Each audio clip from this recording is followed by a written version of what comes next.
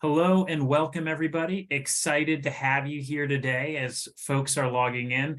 Just curious to hear, where you're dialing in from and maybe what your role is to kind of get some of the chat going in the chat box.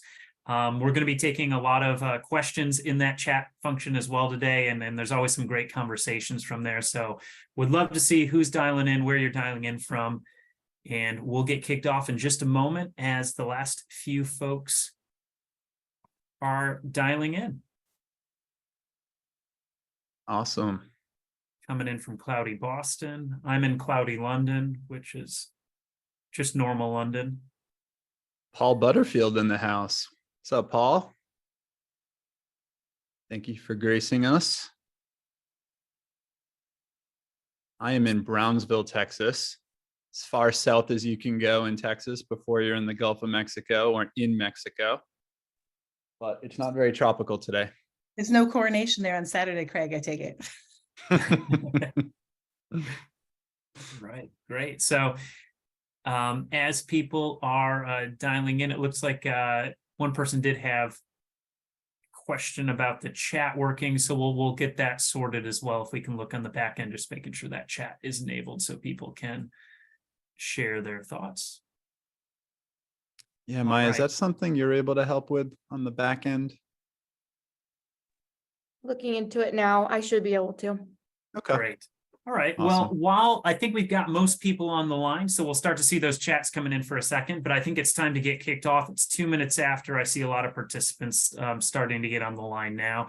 So I'm Michael Hostler. I'm going to be moderating today's webinar, but certainly the stars of the show are going to be Craig and Mary joining us from Allego. I'll let them introduce themselves in just a moment. And I'm excited really to talk about the conversation today where we're going to be looking at the different ways we can be collaborating in revenue enablement and talking about that from a couple different aspects, both of the sales aspect, working with other folks that are a part of that entire sales process, marketing, other sellers, our sales organization, and so on and so forth. So lots to talk about around that. Without further ado, we've got quite a few people on the line, so I'm going to kick it over to you, Mary and Craig. Feel free to quickly introduce yourself and we'll get right into the meat of it. Mary, you go first, please. Sure. Hi, everybody. I'm happy to be with you today. I'm Mary Charles. I'm the Senior Director of Sales Enablement at Allego. I've been in enablement for about the last 18 years now or so, and sales prior to that. I've done these webinars quarterly. I always look forward to a lively discussion, and thanks for having me today. And I'm Craig Simons, Director of Growth at Allego and Mary's sidekick for today's webinar.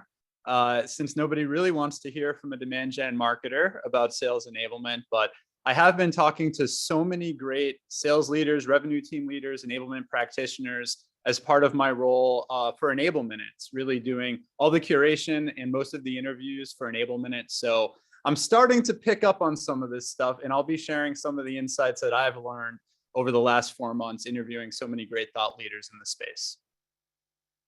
Excellent. Thank you, Craig and Mary. Yeah, let's kick off. Yeah, so we're going to cover a pretty exciting topic. Obviously, there's this big transformation happening towards revenue enablement. A lot of different opinions on this, whether it's really a change or if it's just branding.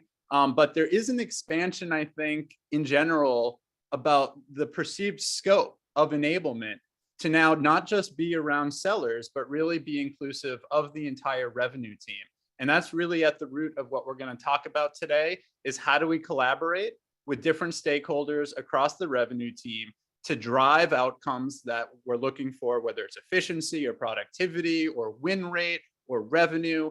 And how do we do that efficiently and most likely with less resources than we had last year?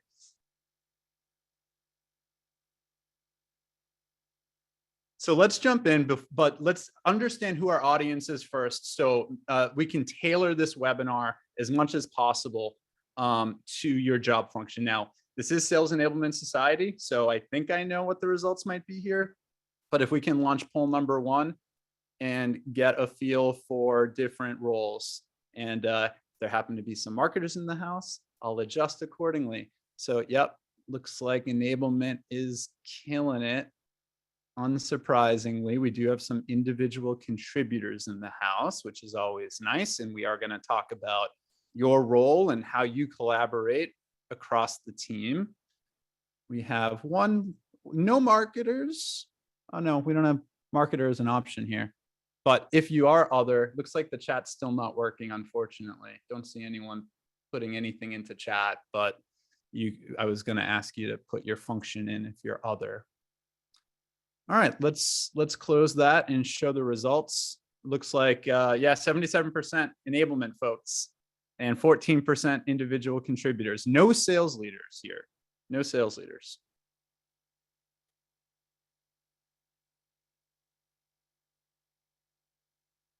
So doing more with less. This cartoon really resonated with me. I know some people are absolutely fine with it. I mean, I think enablers in general as a principle have always been efficiency minded and have always been trying to do more with less. So I don't think people are necessarily offended by this, but it kind of hits me the wrong way, as if last year was some celebration of inefficiency. Like we were just throwing money, down the toilet, and now this year we're buckling down. So I think, I kind of meet this with a bit of an eye roll, but there are some really tangible things, tactical things that we can do to do more with less. And that's what we're really going to dig into today is how we do that. One more poll question. If we can launch poll number 2 to get a sense as to, like, are we really doing more with less? Let's get a pulse check on the audience in terms of your resources and your goals. Do you have more resources? Do you have fewer resources? And then have your goals gotten higher or have they gotten lower?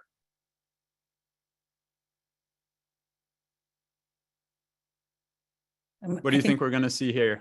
I think I know we're going to see, because I see a lot of people looking for open to work, unfortunately, or and I know Sales Enablement Society is helping with posting some of those openings, which is terrific. So I'm going to guess we're going to see less resources. All right, let's close it and see what the results look like. We can share those. Perfect. All right. Wow. 60% less resources, higher goals. 35% more resources, higher goals. And then 1 less resources, same goals. So wow, nobody got more resources and lower goals. Shocking. I mean, this is what we're talking about with do more with less. It's not just a phrase, it's literally our reality, right?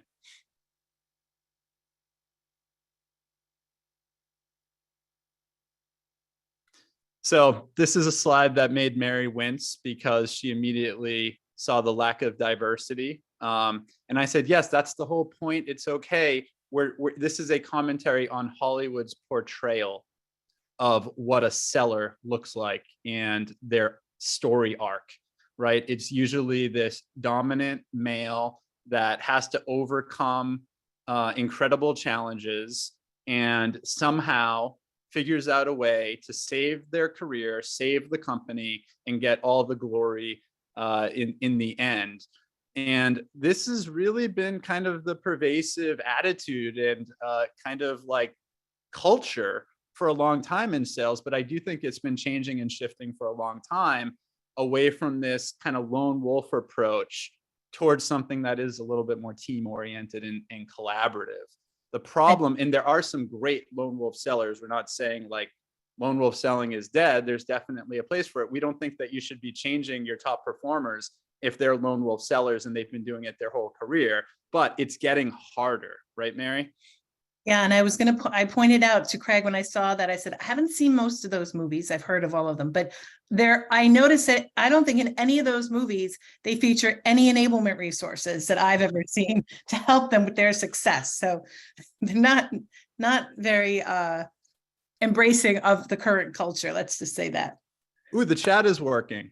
Yeah. And I think we've identified a real opportunity that, I mean, maybe like an enablement focused blockbuster film is like overdue, I think.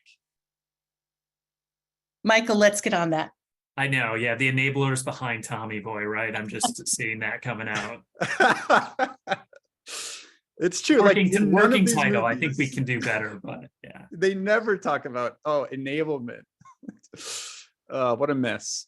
So yeah, lone wolf selling, this is someone trying to carry deals to the finish line on their own. And I think what's getting harder about this is that the buyers are just so damn smart now, right? They're coming in with more knowledge, they're more prepared, they know more about your product already than they ever have. So the bar is higher, especially the products have also gotten more complex typically, right? The scope of these products has expanded. So it's hard for one seller to be that expert across the different functions and use cases of the product. So more than likely, there's going to be those opportunities to bring in another top performer on the team, or a subject matter expert, or an engineer that has more of that, experience and expertise. And I think, culture that comes from within a company as well. I know for us, it's ask for help is like a key part of our mantra. If you don't, it's very hard to be successful. Yeah, it's the more complex, Craig, as you say that, it's interesting because I know they've done research on this in decades past, and then you go through, a good decade of economic growth and things like that. And I think if I recall correctly, even in the past, it's really challenging, not just with selling complex things, but in complex times to be that lone wolf seller as well. So might see some of that being impacted from the macroeconomic landscape as well. And in a do more with less culture, one of the most efficient ways of adding value and saving money is sharing knowledge. And lone wolf sellers tend to withhold. They kind of keep their secrets to themselves, and that knowledge doesn't get transferred to the rest of the team. So it might be okay for that seller, but the rest of the team isn't really benefiting from that person's skills or knowledge and experience, which is unfortunate. And it does require a really high motivation and high skill and deep product knowledge for these lone wolves to really sustain themselves today. And God bless those that do, and they can, all the power to them. I wouldn't fight him, but him or her, excuse me. But I think in general, especially for newer sellers, it's the more collaborative approach to team selling. And that's really in team collaboration, collaborative enablement that we're going to talk about today. So what does that actually look like? How do we do it? How do we get started? What do we prioritize? You're going to hear briefly, we're going to show a few enable minutes during this presentation. These are all 60-second or less insights from different thought leaders. We're going to start with two of our favorite people, our co-founders at Allego, Yu Chun Lee and Mark Magnacca, talking about lone wolf selling and what the best sellers look like today. So here's Yu Chun. If you roll forward this assumption that pack hunting and collaborative selling is really the answer in the future, you're going to have to ask yourself, who are the best sellers? What's the definition of the best sellers? In that new world, the definition of best sellers are not just those that hit their quota. That's just an entrance. Oops, sorry about that. Entrance to the game, if you will. To win the game, to be the best seller, the apex seller, you have to be someone that can contribute, coach, and bring the entire team up. In this new world, what the definition of best seller is no longer enough to hit your quota. You got to be able to be somebody who can help and coach and mentor and bring the best ideas to the entire organization. Those will be the ones that will be successful in the future. So what really stands out there to me for enablers is that it's no longer enough to hit quota, because for a really long time it was, right? If they made President's Club, if they hit quota, they were rewarded. They were told they're doing a great job. They didn't have to worry about their job security.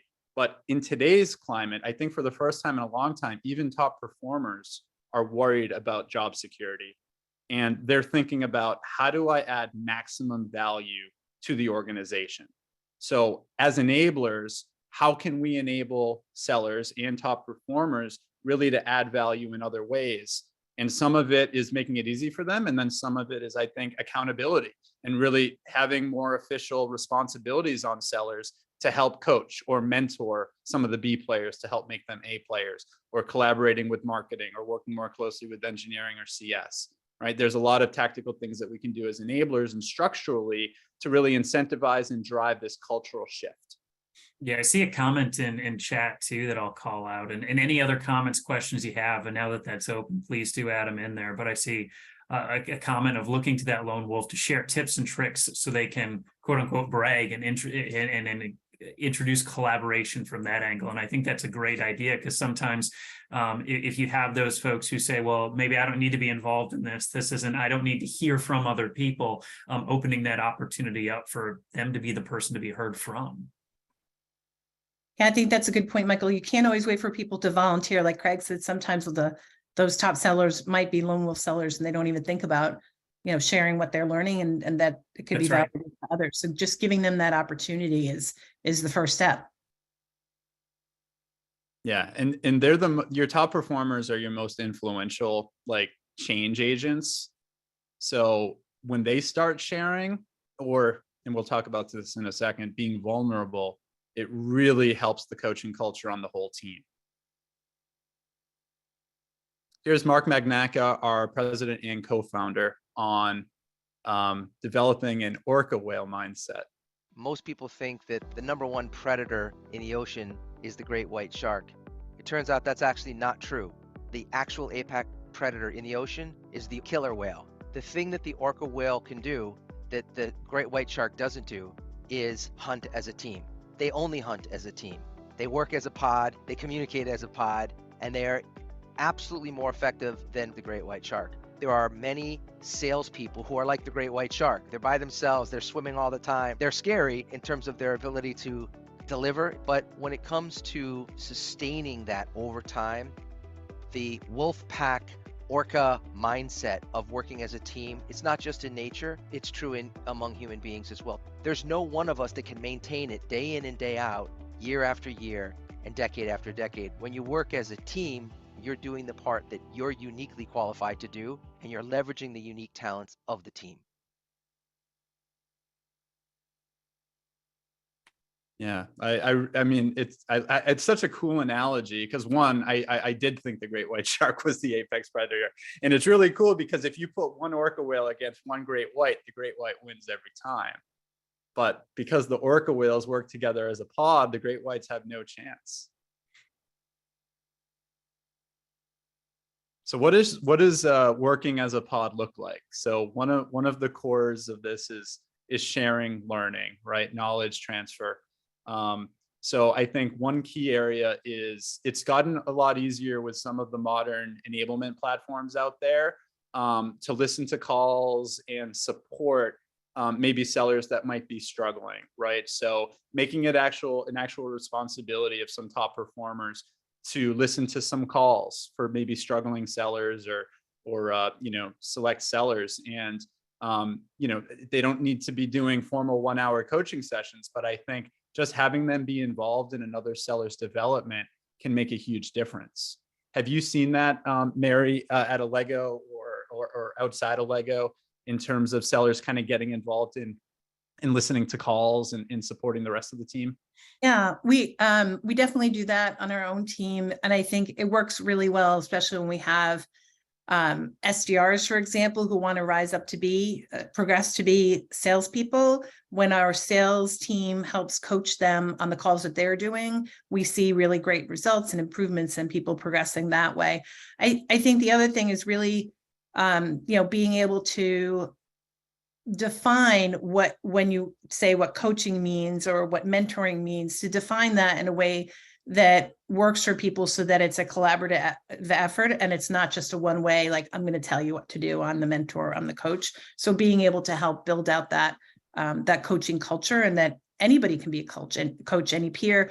You don't have to necessarily be the A player. You might have some valuable input, even if you're not the top performer. In fact, they typically do. So I think it's opening that up to a broader audience to help with that peer-to-peer learning and shared learning.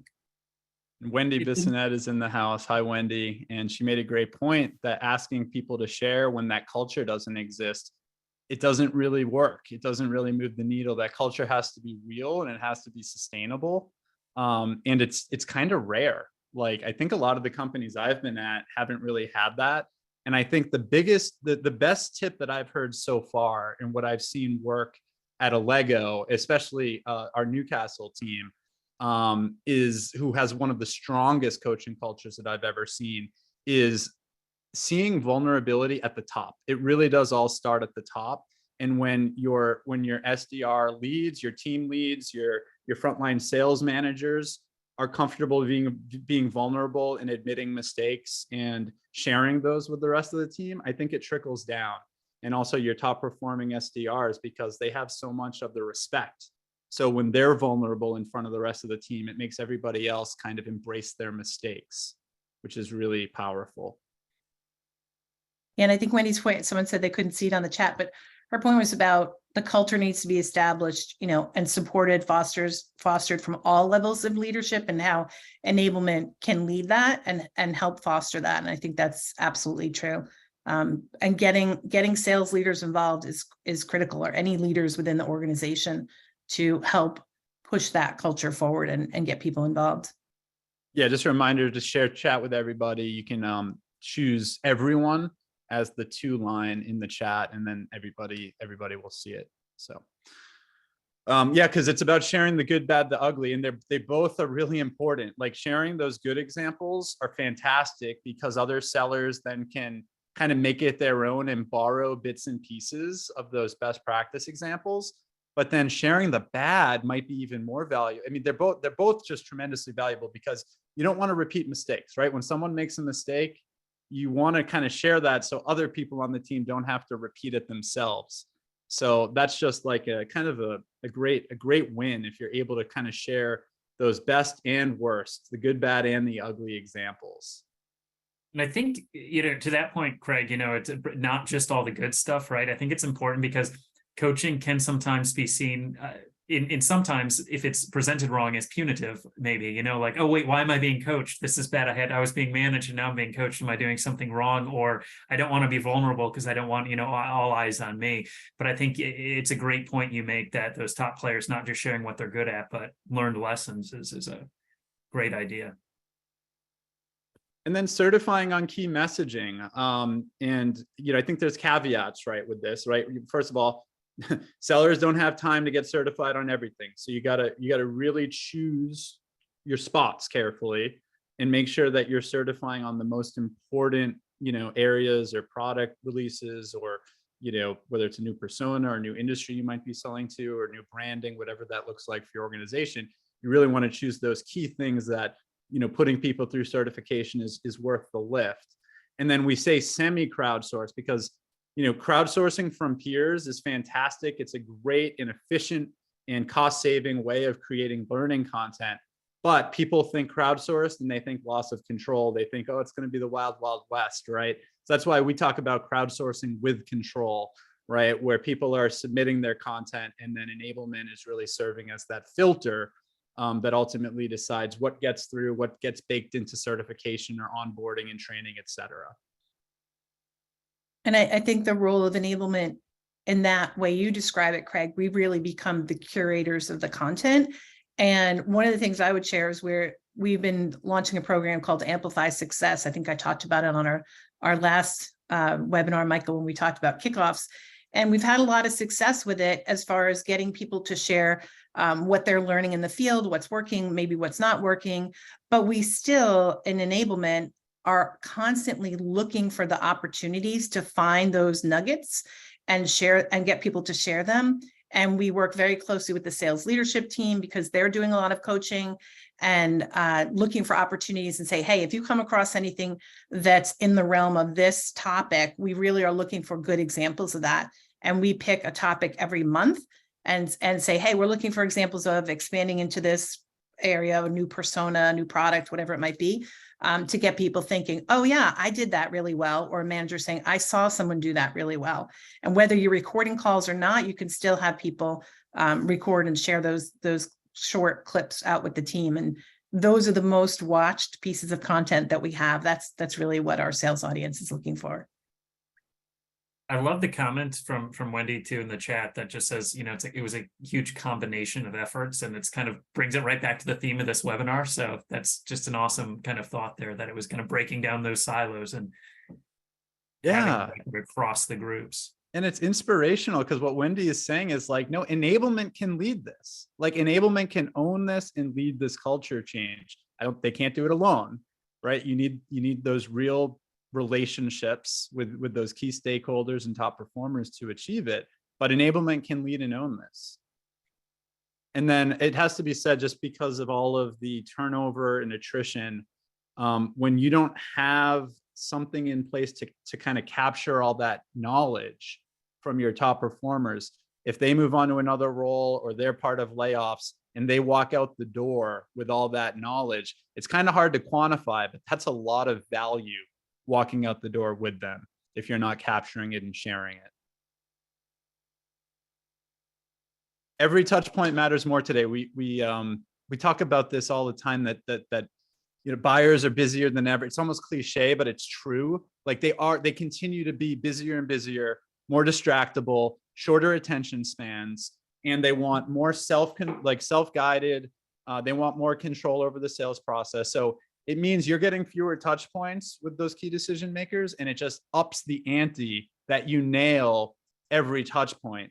And that's why collaborating with the true experts within your organization is so important, because you might not have that opportunity to say, oh, okay, I don't know the answer to that. Let me set something up with one of our engineers on Thursday. If you don't have the engineer on that call right then in that moment, you might miss that window to actually drive that value because they're not on your schedule. You're on their schedule.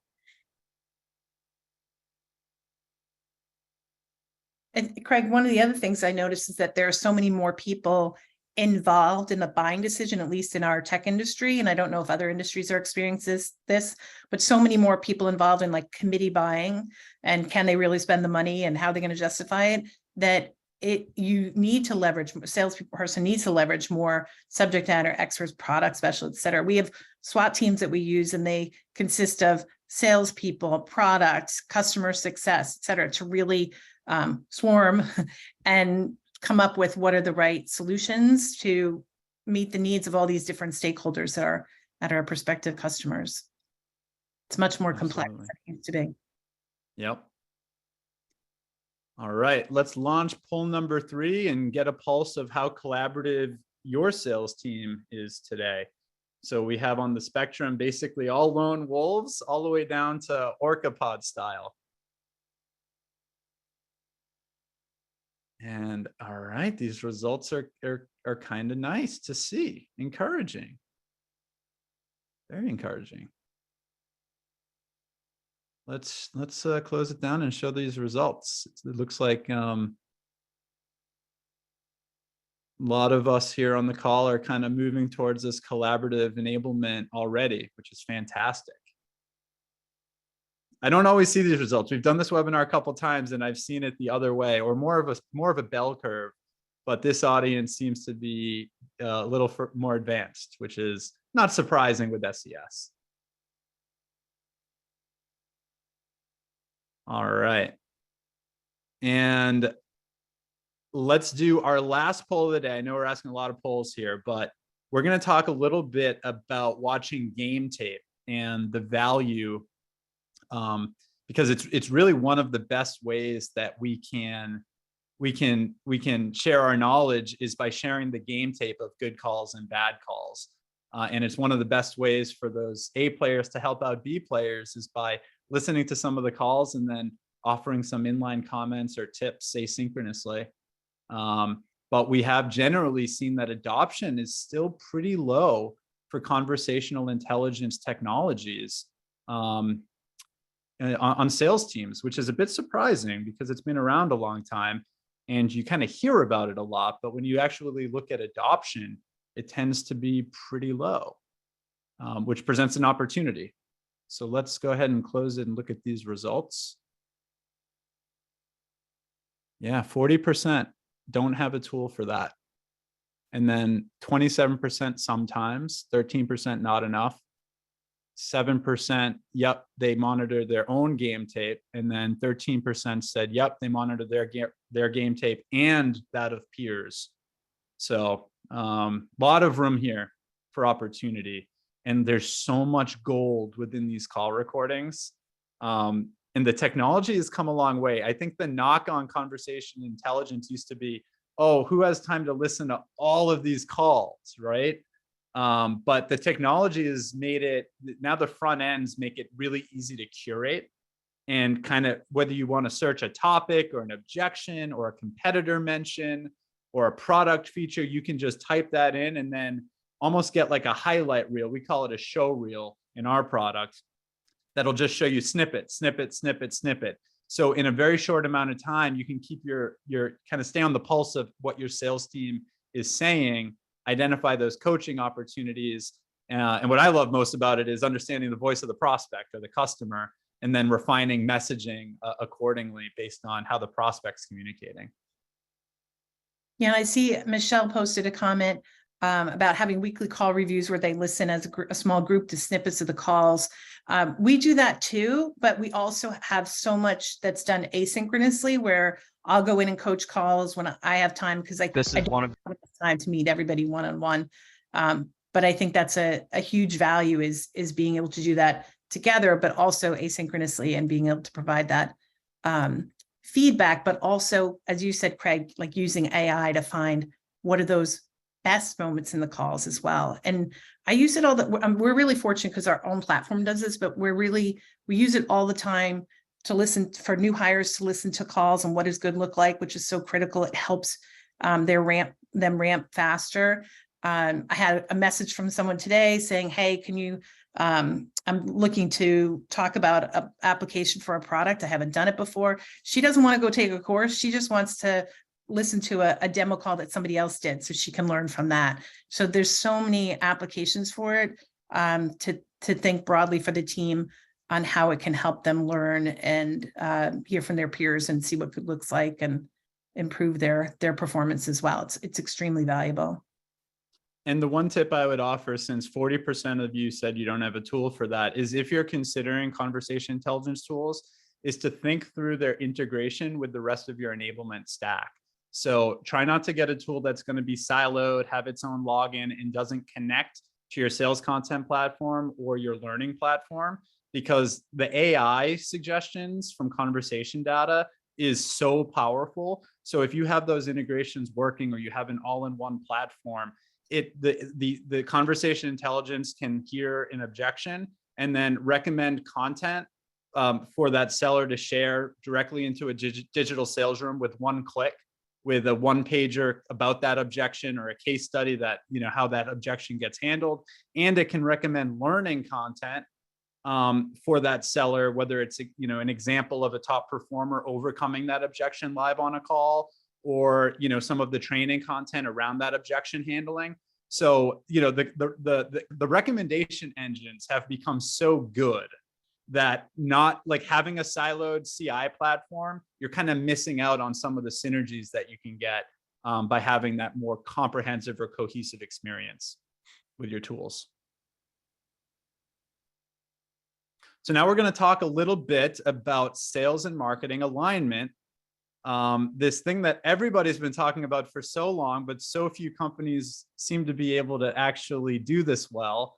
And the data that I look at that just absolutely kills me is the percentage of content that gets created for sellers by enablement and by marketing, and ends up never getting used. Like the number was 70% over a decade ago, and the number is still 70%. I've seen 65%, 63%. I've seen upwards of 90%, depending on which studies you're looking at. But basically, this continues to be a huge waste of resources, huge inefficiency.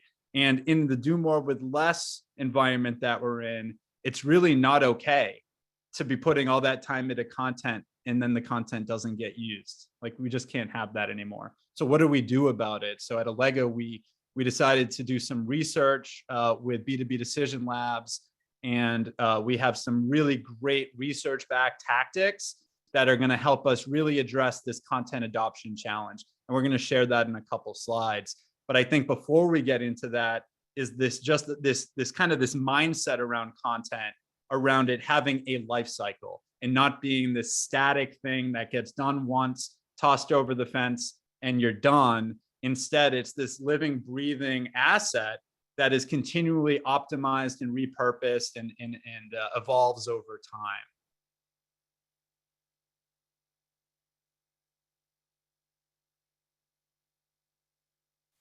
So how do we do that? What is enablement's role, and how do we do this more collaboratively to get it right? So it starts with co-creation.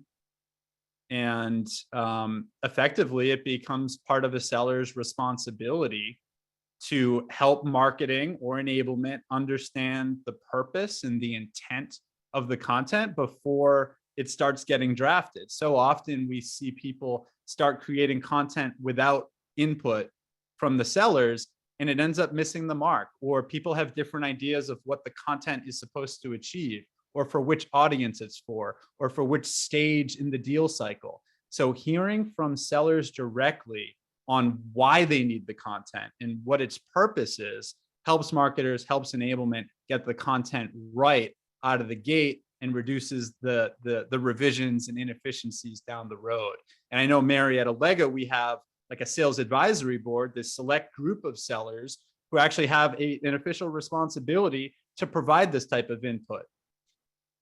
Yeah, it's extremely important to get, even if it's just a representative sample of the sales team involved in that content creation, giving input early. I can speak to in past companies where we weren't as collaborative, it could take, weeks or months to get through a cycle of updating the current, messaging for the year, because the process, it became this iterative process where it was like marketing put it out and then sales said, hey, that wasn't so good. And the marketing would make a change and then it'd come back again.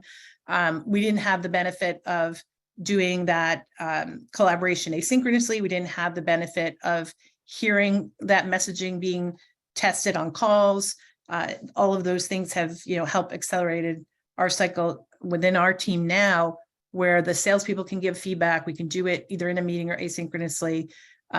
Frequently, our product marketing team is really good about recording, like, here's some new messaging that we're thinking of using, and just putting that out as a recording and having reps and others just give feedback on it early in the cycle, which really helps them produce a product that's more likely to be used. And ultimately, that's the goal, something that's going to be effective and that sales has a stake in, and then marketing doesn't feel like, oh, I wasted all that time and now all I get is requests for more slides and this isn't what I wanted, right, Michael? You're smiling. I'm sure you've seen that. Well, and I was going to ask Craig and Mary, if when it comes to that, when you get that perfect piece of content, how is it that not to get too far ahead of us on this, because I think you'll talk about a little bit about this in a minute, but how do you make sure it's like always there for the sellers as well? You know what I mean? Like, it's a great piece of content, making sure that people don't forget about it. I don't know if you have any thoughts on that, because I know that's something I've run into in my career, and there's probably people, I'll ask the chat, if anybody else has run into that as well, where you're like, people ask and you go, it's perfect, it's right here, why haven't you been using it? So sales content platforms have come a long way. Now, I know there's a lot of companies that are still on a SharePoint or Google Drive, or they're using something a little bit more old school. But the modern sales content platforms have incredible analytics, and the excuse like, oh, sales doesn't know where to find it, or sales didn't trust that it's up to date, like, that was one of the main drivers why people didn't use content in the past. Those excuses, I think, have kind of gone away with the modern sales content platforms, but like, there's adoption challenges. And if people aren't using those platforms, then you kind of run into a lot of the same issues. But if you have a good tool and people are actually using the tool, I think the sellers know there's a single source of truth and they know where to get it. And the best content kind of bubbles to the top the way all these platforms really kind of curate the content for you. And enablement certainly has a role to play in terms of like, how you tag everything and the structure. And, you definitely want to be adhering to best practices around that. But the main reason sellers don't use sales content today has to do with confidence. And that's what we're going to talk about on the next slide. And what our research showed is that it's actually that sellers don't have the confidence to use a lot of new content effectively. And this is a great thing, because this is actually something that we can do something about, that there's actual things that we can implement to increase sellers' confidence and increase the adoption of new content for them to leverage.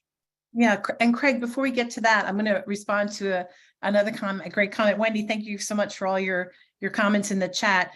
She talks about communicating out to people about content with newsletters, it's sellers sharing how they use the content, which we're going to talk about in a second. But one of the things that happened when I first joined Allego like 4.5, almost 5 years ago, is the person in charge of product marketing said, I create all this good content and people keep asking me for stuff. I think we have it, they're just not using it. And one of the things that we did is we put in place, he puts out a short video every couple of weeks. It's called Jake's Take. His name is Jake. And everybody now is like programmed to watch that because he made it really fun and lively. And he used to take things from people's desks when we were all in the office. But, and then at the holidays, he does Jake's Give and he gives out a prize. But people watch it because he says, hey, here's some really great new content. Here's how you could use it. And then he puts the links at the end of the video. So it's easy for people to find it. They're like, oh yeah, I'm going to go back to that later. But it really caught on. Like if you name it something and you make it a thing, I think enablement people are very creative and we can come up with things, but that's what's really helped in promoting the content.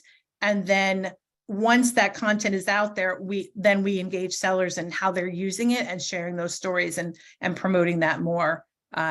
We do it on a regular basis, and that's really what gets people's attention. Like, hey, that guy Chris is using that selling power article, and how did he do it? And then he records a video and says, here are the 3 things I always talk about when I use this piece of content. Here's how it's worked for me. And that's when you get, then you get the goosebumps. You're like, oh, I did my job. I really helped the sales team, right? Yeah, and the sales content platforms now, they're integrated with your CRM.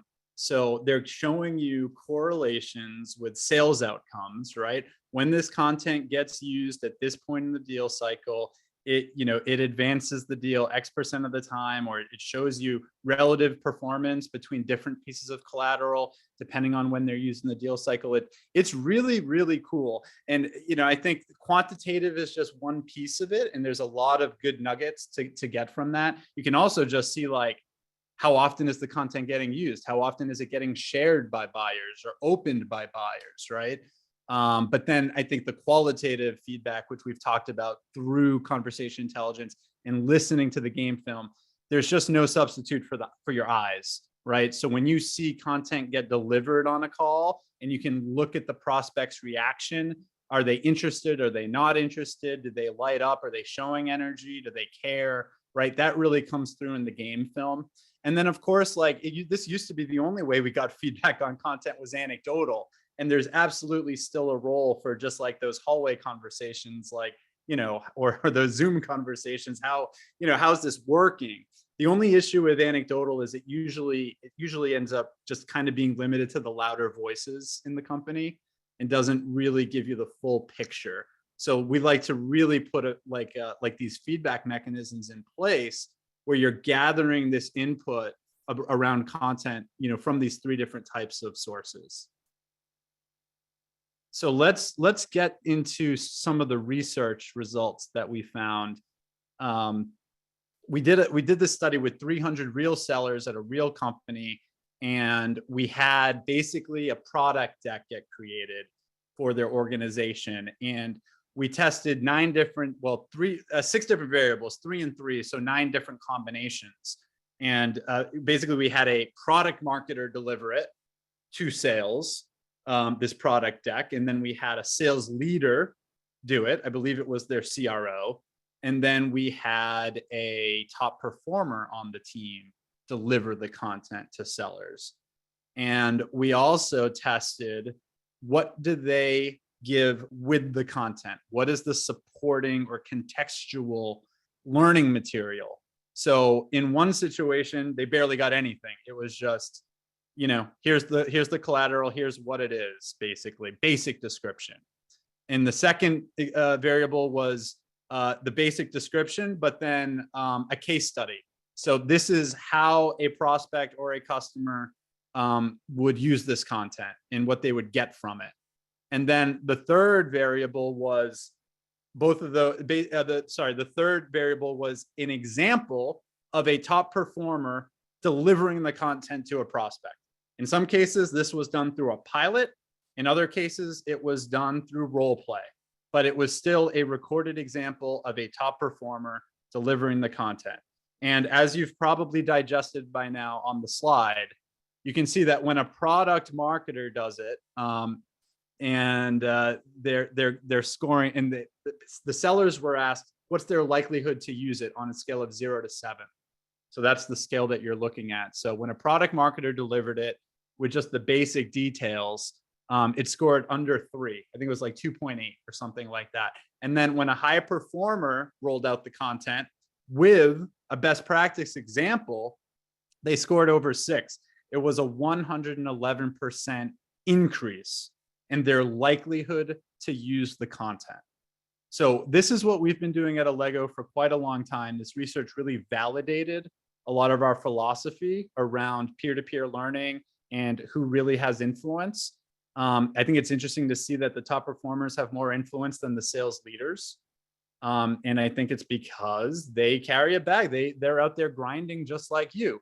Like, who are you going to trust? Someone that's out there doing it every day, or someone that did it 10 years ago, right? Any reactions to this, Michael or Mary? Anything surprising here? Yeah, I was checking the chat because I personally, when I saw this for the first time, thought, wow, like 111%, you don't see that big of a difference usually. It's usually they almost make the graph make it look like it's bigger, but it's actually, when you look at it, you're like, oh, it's only like 5-10%. It's pretty phenomenal. And I do see in chat too, yeah, some people saying I'm not surprised by this, but yeah, I did find it interesting, the difference between the sales leader and the high performing seller too. But it also makes me curious about a lot of messages that we're putting out there as well. Because and I know we've Mary, you and I have talked about it in the past, where it's people like to hear at SKOs and things like that. They like to hear from successful peers. So it surprises me the extent of it, but not the way it's kind of skewed. Yeah, not a surprise to me either, but it's a question of, as enablement leaders, how do we help facilitate that, right? And how do we make sure that things aren't just pushed from the top down, and that there's this voice of the peers incorporated into that content and rolling that content out and helping people see how they're going to use it and be more effective with it. Yeah, and I see another comment in chat that says, yeah, it's those people who are that B team almost have the potential to get there, right? They want to be like the A team. Yeah. We're gonna, at the end, we have a QR code. You can go to the URL and you can download the full research report, which has a lot more detail and insights. One of the interesting things that's not shown here is they also looked at the tenure of the sellers, and what they found is that brand new sellers actually trusted the rollout more if it was by a sales leader, but then average and more tenured sellers trusted the top performers. So that's kind of interesting, because if you're a new seller, I guess you haven't really built up, you don't really know who the top performers are maybe, or the authority figure just has a little bit more influence. But then the longer you're in seat, the more you trust the peer content over the sales leader, which was interesting. So would love to hear in the chat how you're rolling out sales content today, and any tricks or tips or best practices or things you've learned not to do. Anything interesting at all, it would be great to hear from the audience and see how people are rolling out content today. And we'll monitor the chat on that. So don't make the stuff required. Yeah. Yes. Yeah, they don't like required tasks. Interesting. So keeping executive stakeholders aligned. Mary, I'm sure you're hearing from so many different directions what your priorities should be, where the gaps are on the sales team, what trainings are needed, what playbooks are needed. You're probably hearing it from, different angles, different stakeholders. How do you handle like collecting all that input and then making sure that you stay focused and aligned on like the strategic priorities? Yeah, it's more important than ever. I mean, I don't have fewer resources, I'm fortunate, but the goals are always high, and the goals are more challenging to meet in this economy. Let's face it, right? I think most people would agree on that. And so when I get requests or feedback, et cetera, and I get it from the CEO all over, all directions, like, hey, we should focus on doing this, whatever. But his expectation and my manager's expectation is that I'll take that input, but that I always look at it through the lens of what are the top goals of the company? What are the top goals of the sales team? And every day, I'm sure everybody who's on this call in enablement role, we have to make a decision on what we're going to do today. And my first thought now always is, I don't have the luxury of just doing things because, hey, this could be a good project or a fun project. I always have to say, how is that going to feed back to our top goals in sales? I mean, of course, there's always growth goals, but specifically, are we trying to get more contribution from a particular team, a particular product, expand in a new area? Have we uncovered something in our coaching that we say, hey, people always seem to be struggling with this one particular skill? And if we do that, if we focus constantly on what is the highest level goal we're trying to achieve, people said at the beginning, they have maybe less resources, maybe the same, but more, the goals keep getting right. We keep upping the ante and it's like, oh my gosh, we got to achieve more. We got to achieve more. So that's how I do it. Is it easy? No, it's never easy because sometimes you want to work on the projects that are like, oh, that's a fun, interesting one.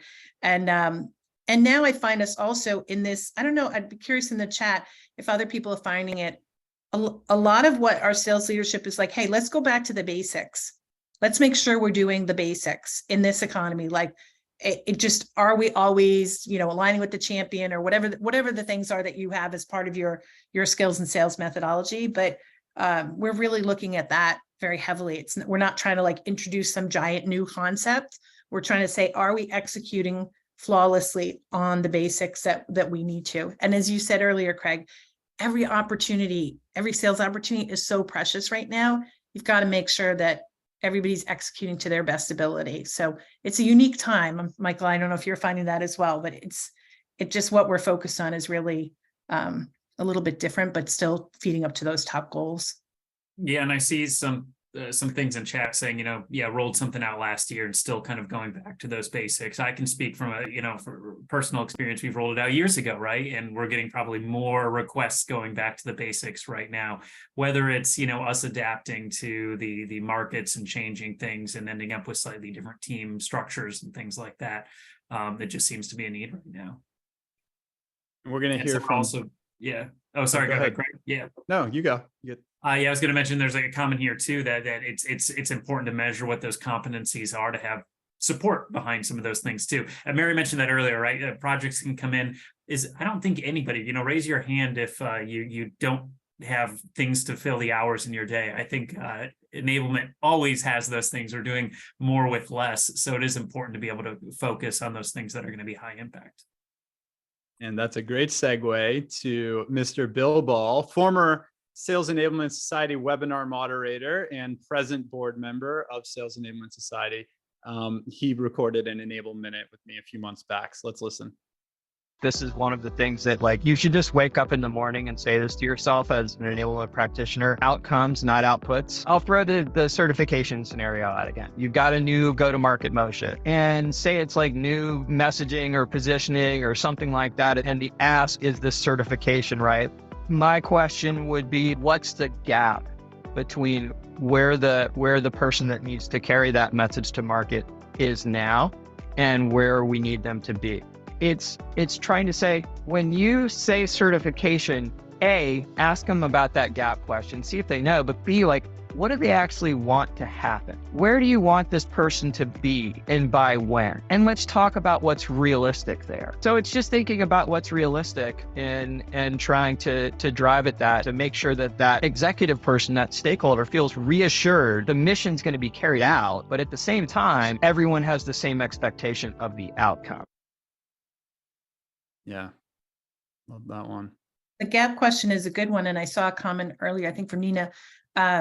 She said, having clear measurement of competencies is key. You have the data that supports the priorities of where the gaps are. I couldn't agree more. And that's extremely helpful, especially for, someone like Michelle says, they just rolled out Sandler. And now you've got to look at where the gaps are of how they're executing against whatever the methodologies that you've chosen, and making sure that you're getting the most value out of the investments you've made. That's critical. Yeah. Yep.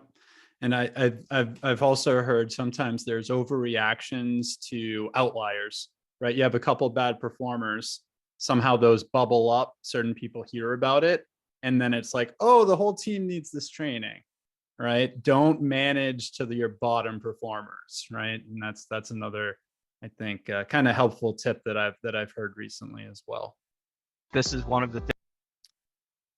All right, so to wrap this up, one of the last things, and but not least, is sticking around post sale. So this is for enablers, but it's also for the individual contributors. I interviewed Melissa Plunkett Gomez, one of the top performing enterprise reps at Allego for years.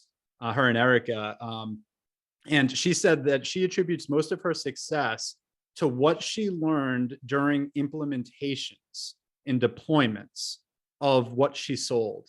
So she understood where the gaps were between what she promised and what actually got delivered. She learned to understand what the actual priorities were for the customer and what they didn't use and what they did use. And oftentimes it was surprising what the kind of use cases were. She would uncover new use cases that she hadn't even thought about describing in the sales process. So she was a little bit more technically minded, but I do think that there is so much gold to discover during implementation and strengthening those relationships with CS and through the deployment phase, so that you can bring those learnings into the next sales cycle. Yeah, I think that's a great point, Craig, that when Melissa talked about that, and I think one of the things is enablement, I know that we're starting to do with my team is we're going to customer success and getting ideas from them about how to go back to our team and train them on how are our customers actually using newer solutions in our suite, because we might have ideas about how it's going to happen. And then our customers are so creative and thinking of new ways to use, digital sales rooms, for example, where they're saying, hey, we're using it to onboard customers now. And so we want to hear those stories. And as enablement, if we think of ourselves kind of beyond just sales enablement and more of revenue enablement, as is the trend, going out to that group and seeking them for how can we amplify success from those customers, bring that into our sales process, help our sales team learn how to bring more value, and help prospects see what's possible, then you've really reached that next level of sales, I would say. Yeah, Wendy makes a great point too about, identifying who the CS manager is going to be before the deal closes and start, informing them like, this is what we've promised, this is what they're expecting. So, and showreels is conversation intelligence is actually really helpful for this too, because imagine you can create a highlight reel of all the conversations from an entire sales process. And in a 5-minute video or a 10-minute video, CS can effectively get caught up on everything that's been covered through a deal process, which is something that really didn't exist in the past, which is kind of just another new use case for some of this exciting new technology that's coming out. And that's a wrap. We've covered a lot of ground here. This QR code on the Getting Sellers Engaged will get you the full research report for getting sellers to use sales content. So definitely recommend you do that. And then Michael, we didn't put you on here. I'm sorry about that, but you can find Michael Hostler on LinkedIn, and you can definitely find Mary and I, and those are our QR codes if you would like to connect with us on LinkedIn. We'd love to continue the conversation, certainly. And if you haven't followed Enable Minutes yet, definitely encourage you to do that for more 60-second or less insights from thought leaders across enablement and revenue leadership.